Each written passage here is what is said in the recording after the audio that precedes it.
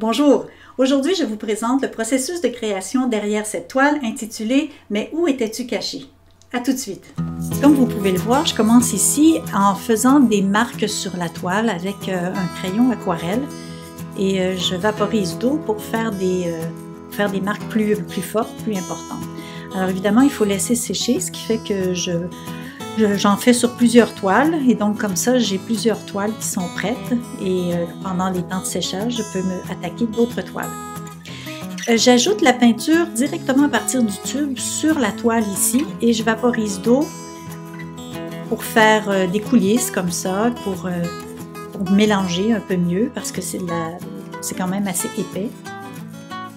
Et là, vous remarquez, j'ajoute d'autres couleurs et j'attends pas ici que ça sèche parce que je fais le mélange de la couleur directement sur la toile. Donc, je ne mélange pas sur une palette. Je vais chercher la couleur directement intacte comme ça, sans mélange, et je l'ajoute directement sur la toile. Alors, j'ai toujours ma bouteille à la main parce que je vaporise régulièrement pour garder tout ça humide. Et là, je fais des marques dans la peinture fraîche. Je vous montrerai plus tard dans d'autres vidéos les outils que j'utilise pour faire ces marques-là. Alors, comme vous voyez, j'ajoute ensuite, ici c'est du blanc. J'ai une grande quantité de peinture blanche parce que j'en mets souvent dans mes toiles. Et encore une fois, c'est directement le blanc et c'est un blanc plutôt liquide ici. Et je fais le mélange en m'assurant de me laisser des marques aussi. Hein. Je ne fais pas un mélange uniforme, je ne veux pas faire un beau fondu ici.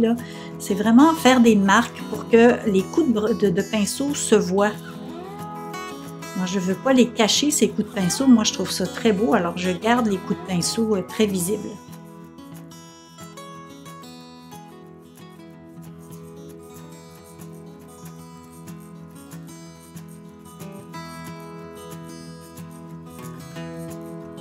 Alors, je fais encore des marques directement dans la peinture fraîche. C'est un bambou que j'utilise, un morceau de bambou. Alors, j'ajoute ici du quinacridone nickel azo que j'adore. C'est vraiment une couleur que j'aime beaucoup. Et c'est une belle couleur complémentaire du bleu que j'ai ajouté un peu auparavant. Alors, comme celle-là doit sécher un peu avant que j'ajoute des choses, donc je vais attaquer une deuxième toile avec les mêmes teintes ici. Là, j'utilise les mêmes couleurs que j'ai utilisées. Je vais placer dans la description de la vidéo les couleurs que j'ai utilisées. Alors, encore une fois, directement appliqué sur la toile et ensuite j'ajoute d'autres couleurs. Je fais des marques, des traits. Et je m'assure toujours de laisser les traces de pinceau bien visibles.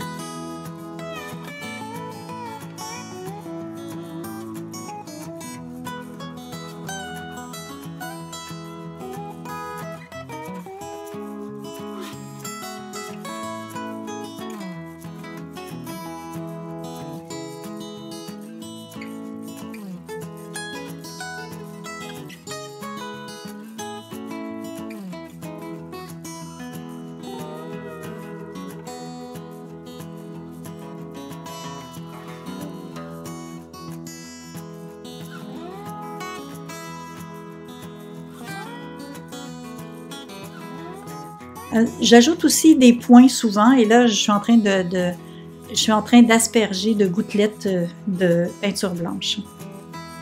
Donc de retour à ma grande toile pendant que la petite va sécher. Là ce que vous ne voyez pas c'est que j'ai passé du temps quand même parce que c'était pas encore assez sec à mon goût. Donc il y a ce que vous voyez maintenant là, qui va prendre 14 minutes environ à vous montrer a pris en fait plusieurs heures là. Et pendant que ça sèche, souvent ce que je fais, c'est que je vais observer beaucoup la toile, je vais regarder où est-ce que je m'en vais avec ça, parce que quand je commence, je ne sais pas nécessairement où est-ce que je m'en vais.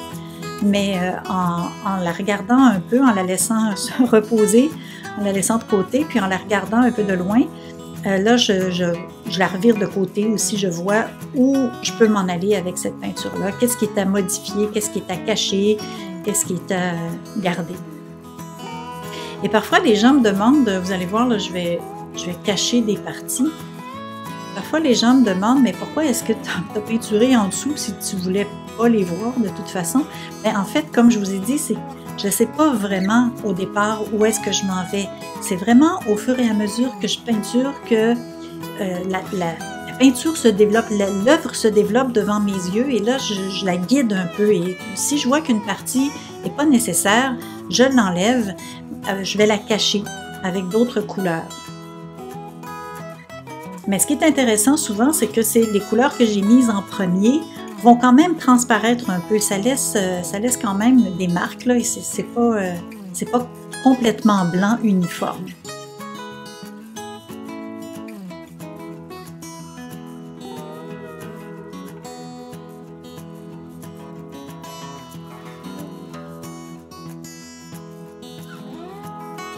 Alors, ajout ici d'un peu de quinacridone encore, à la spatule cette fois, pour avoir un trait plus net encore.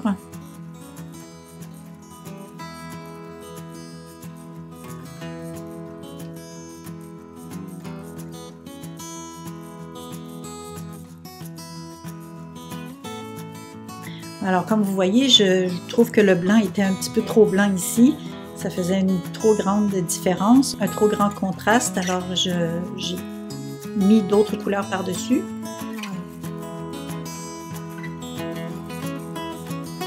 Et je travaille avec une palette assez réduite ici. J'ai pas tant de couleurs que ça, mais parce que je les mélange sur la toile, ça fait ressortir des nouvelles couleurs.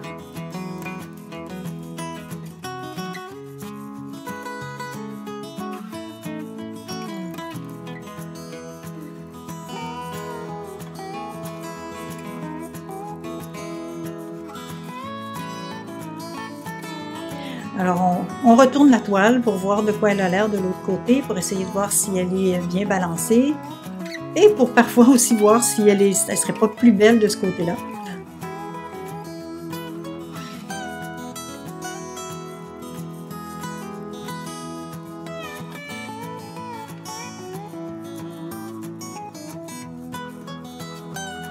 Alors finalement, je pense que je la préférais de l'autre côté.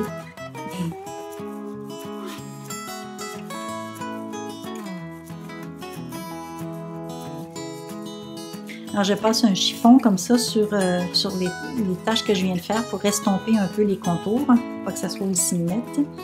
Donc, j'essaie d'avoir dans mes toiles des endroits où les contours sont nets, où on voit très bien la définition, puis il y a d'autres endroits où c'est plutôt flou. Donc, moi, je trouve que ça fait un bel équilibre dans une toile. Mais ça, c'est mon style à moi, bien sûr.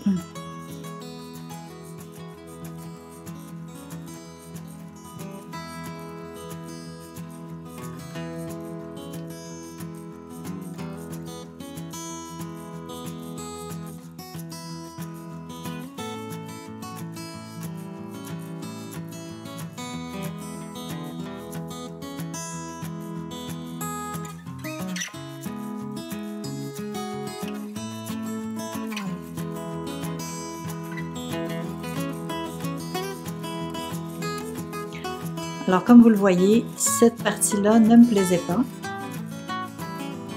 Je trouvais que ça faisait que la toile était un peu trop éparpillée.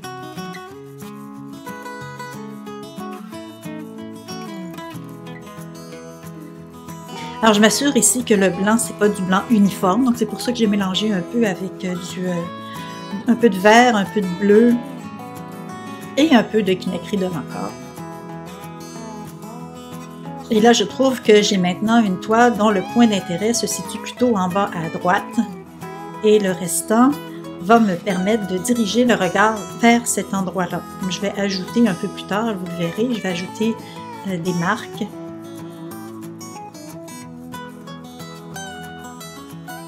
Des marques qui vont diriger le regard vers mon point d'intérêt aussi, qui vont permettre aussi à l'œil de se déplacer dans la toile, mais en ramenant vers le point d'intérêt.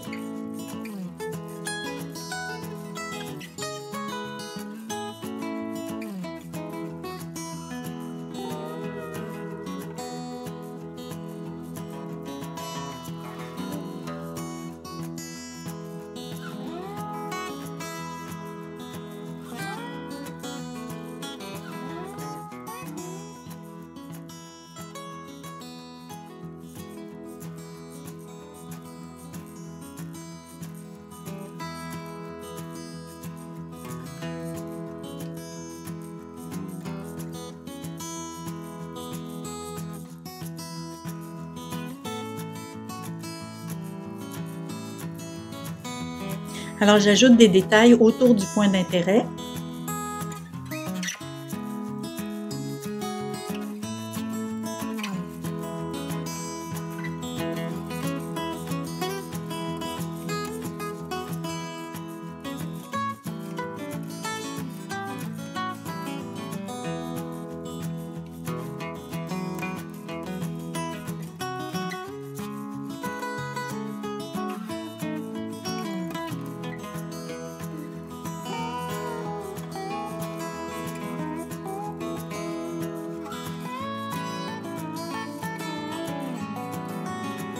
Alors voici les marques que j'ajoute et qui vont aider. Là, vous ne les voyez pas tellement bien, on va les voir un peu mieux tantôt, mais qui vont aider l'œil à bouger dans la toile, vont aider le regard à se déplacer à l'intérieur de la toile.